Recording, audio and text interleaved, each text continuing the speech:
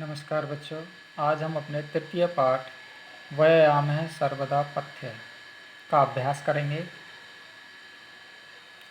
ये आप देख रहे हो, ये इसके शब्दार्थ हैं और इसके बाद फिर ये अभ्यास शुरू होता है।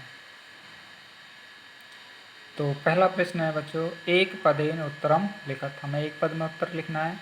तो परमम आरोग्यम कस्मात् उपजायते। तो व्यायामात् क्या आएगा? व्यायामात्।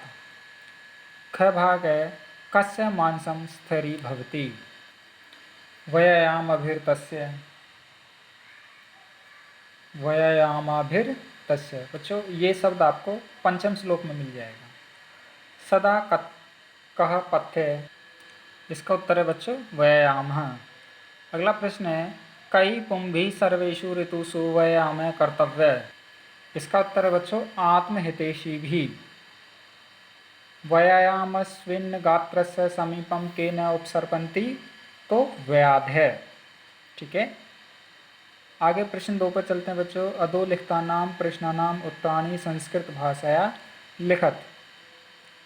पहला प्रश्न है, कीदृशं कर्म व्यायाम संगीतम कथ्यते। तो शरीरायास जननम कर्म व्यायाम संगीतम कथ्यते। व्यायामात् किम उपजायते। इसका मतलब है बच्चों व्यायाम से क्या क्या उत्पन्न होता है। तो इसका उत्तर होगा व्यायामात् सर्वरूपस्य कांति गात्राणां सुविभक्तिता दीप्ति अग्नित्वम अनालस्यम स्थिरत्वम लाघवम मृजा श्रम क्लं पिपासौष्णुशीतादीनां सहिष्णुता परमम आरोग्यम च उपजायते। अगला प्रश्न है बच्चों, जरा कस्य सकाशम सहसा न समधि रोहति।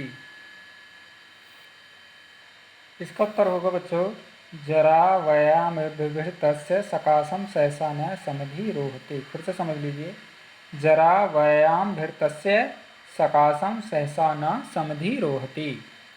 अगला प्रश्न है, कस्य वृद्धमपि भोजनम परिपच्यते।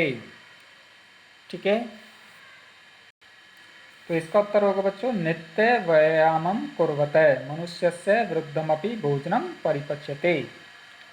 अगला प्रश्न है, कियता बलेन व्यायामः कर्तव्य। इसका उत्तर होगा बच्चों अर्धेन बलेन व्यायामः कर्तव्य। अगला है, अर्धबलस्य लक्षणम किम।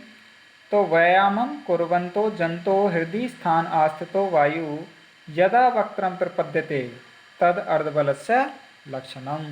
ठीक है, अगला प्रश्न है हमारे पास, उदाहरणम अनुसृत्य कोष्ठक गतेषु पदेषु तृतीय विभक्ति प्रयुज्य रिक्त स्थानानि पूरे। तृतीय विभक्ति का प्रयोग करके हमें इसमें लिखना है। जैसे गुण, गुण की तृतीय विभक्ति उन्होंने लगाई है बच्चों गुणई। देखिए यहाँ गुणई लगाई है उन्होंने। ठीक है, ये गुण की तृतीय विभक्ति गुणई। आगे व्यायाम कर्तव्य। तो बलार्ध, बलस्यार्ध की तृतीय विभक्ति क्या होगी? बलस्यार्धेन। ठीक है, खाली जगह सदृशम किंचित सथौल्य अपकर्षणम नास्ति। व्यायाम, व्यायाम की तृतीय विभक्ति क्या होगी बच्चों? व्यायामेन। अगला है हमारे पास विद्या विना, खाली जगह विना जीवनम नास्ति। विद्या, विद्या की तृतीय विभक्ति होगी विद्या। ठीक है, क्या लगाना है यहाँ? ये जो आ की मात्रा है ये हटा लेनी है यहाँ से, और इसके बाद या लिख देना हमें, या और उसके पीछे आ की मात्रा। ठीक है, उसके बाद है चरण। ठीक है, तो चरण की तृतीय विभक्ति होगी बच्चों चरणेन।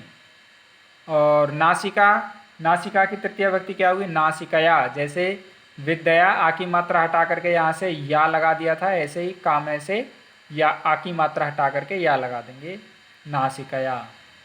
प्रश्न 4 है, स्थूल पदम आधृत्य प्रश्न निर्माणम कुरुत। तो हमारे पास इसमें स्थूल पद है बच्चों शरीरस्य। तो शरीरस्य के स्थान पर हम लिख देंगे कस्य। ठीक है, ख भाग अरय, अरय के स्थान पर लिखेंगे हम कै के। अरय के स्थान पर लिख देंगे बच्चों हम के। उसके बाद है आत्महितैषी भी, इसके स्थान पर लिखेंगे हम कई। क्योंकि देखिए ये अभी प्रश्न ऊपर आया था हमारा आत्महितैषी भी वाला, जिसमें हमने आपको बताया था कि इसका ये जो कई पुम्भी, ठीक है, तो कई के स्थान पर हमने आत्मतेसी भी लिखा था, अब वहाँ आत्मतेसी भी आ गया तो उसके स्थान पर ये कही लिख देंगे, ठीक है। अब उसके बाद है व्यायाम कुर्वते वृद्धम भोजनम अपि परपच्यते। तो वृद्धम के स्थान पर लिखना है बच्चों हमें कीदृशम, ठीक है। गात्राणाम के स्थान पर लिखना हमें केशाम, ठीक है। अगला है षष्ठ श्लोकस्य भाव श्रमाश्रित रिक्त स्थानानि पूर्यत। छठे श्लोक का भाव लिखना है बच्चों हमें, ठीक है। तो इसमें आ जाएगा बच्चों पहले खाली स्थान में यथा, तो उन्होंने दे रखा है वैनतेयस्य समीपे उर्गा न उपसर्पन्ति, ठीक है। दूसरे खाली स्थान में क्या आ जाएगा उपसर्पन्ति। एवमेव व्यायामिने जनस्य समीपम व्याधय, ठीक है, न गच्छन्ति। व्यायामे वयोरूप गुणहीनम अपि जनम सुदर्शनम करोति, ठीक है। इसका मतलब मैं बता देता हूँ आपको, जैसे बाज के पास सांप नहीं आते हैं वैसे ही व्यायाम करने वाले के पास रोग भी नहीं आते हैं। व्यायाम तो उम्र रूप गुणहीन व्यक्ति को भी सुंदर करता है। अगला है व्यायामस्य लाभा इति विषय अधिकृत्य पंचवाक्येषु संस्कृत भाषा एकम अनुच्छेदम लिखत। हमें व्यायाम के लाभ इसके विषय में 5 वाक्य लिखने हैं बच्चों हमें संस्कृत भाषा में।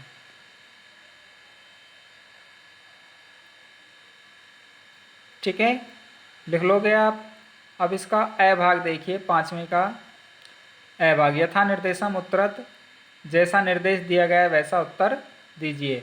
अच्छा बच्चों, ये जो आपको व्यायाम के 5 लाभ लिखने हैं वो संस्कृत भाषा में लिखने हैं, 5 वाक्य लिखने हैं व्यायाम के ऊपर, इससे क्या क्या लाभ होने वाले हैं। आप चाहें तो इसकी सहायता भी ले सकते हैं, आप पाठ की सहायता भी ले सकते हैं, जो मैंने अन्वय करवाए हैं, अर्थ करवाए हैं आपको, और उनमें से शब्दों की सहायता भी, वाक्यों की सहायता भी आप ले सकते हैं।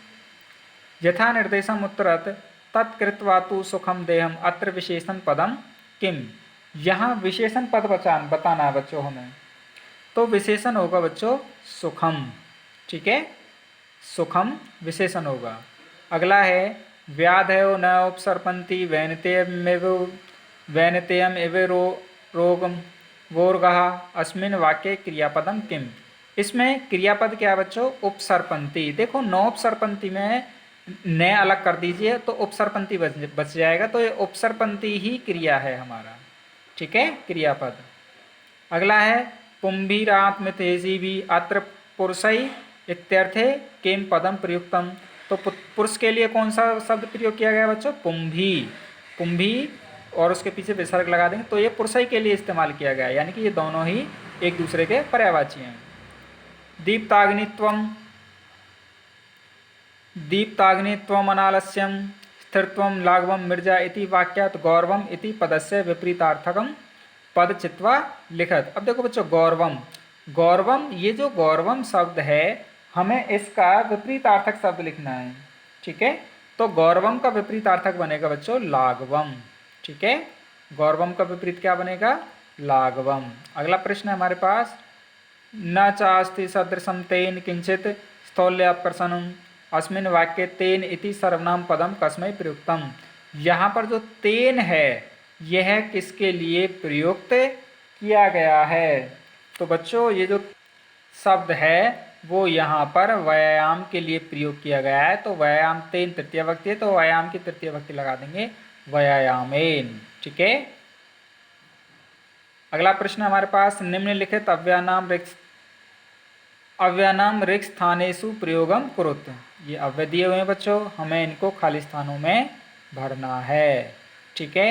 तो यही अव्यय हैं सहसा अपि सदृशम सर्वदा यदा सदा अन्यथा। पहला है व्यायामे कर्तव्य, तो पहले में आ जाएगा बच्चों सर्वदा व्यायामे कर्तव्य। उसके बाद दे रखा है खल जगह मनुष्य सम्यक रूपेण व्यायाम करोति तदा से खल जगह स्वस्थ तिष्ठति, ठीक है बच्चों। तो इसमें आ जाएगा यदा और सदा, यदा मनुष्य सम्यक रूपेण व्यायामं करोति तदा स सदा स्वस्थ तिष्ठति। उसके बाद है व्यायामेन असुंदरा खाली जगह सुंदरा भवंती, तो इसमें आ जाएगा बच्चों अपी। ठीक है, ये उस घ भाग है व्यायामेन जनस्य सकाशम वा वार्धक्यम खाली जगह नायाति, तो इसमें आ जाएगा बच्चों सहसा। क्या आ जाएगा? सहसा।